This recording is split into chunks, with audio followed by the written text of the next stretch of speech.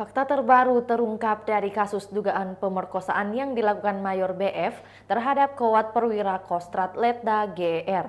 Rupanya tak ada tindakan pemerkosaan yang dilakukan BF seperti yang dilaporkan Letda GR. Panglima TNI Jenderal Andika Perkasa menjelaskan bahwa dari hasil pemeriksaan terbaru tidak ditemukan adanya unsur pemaksaan atau pemerkosaan yang dilakukan Mayor BF terhadap Letda GRR. Olehnya dapat disimpulkan bahwa keduanya melakukan hubungan suami istri karena dasar suka sama suka. Pasalnya kejadian tersebut terjadi lebih dari sekali.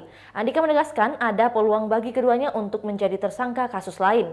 Jika itu bukan pemerkosaan, berarti tersangkanya dua.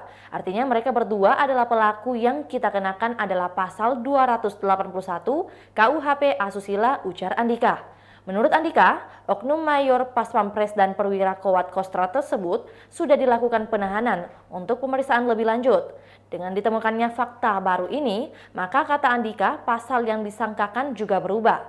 Sehingga pasal yang tadinya kita gunakan 285 tentang pemerkosaan menjadi pasal 281 tentang asusila, ucapnya. Perubahan pasal pemerkosaan menjadi asusila ini karena tim menemukan motif lain, yakni suka sama suka.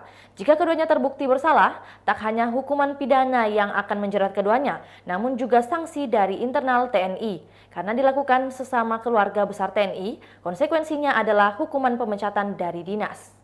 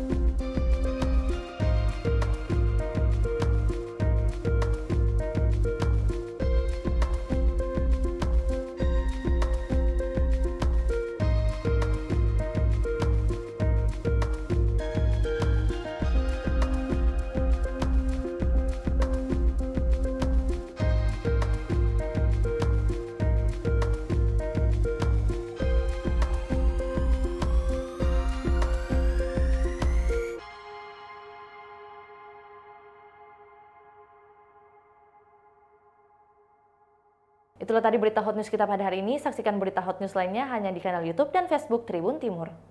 Terima kasih sudah nonton. Jangan lupa like, subscribe, dan share ya.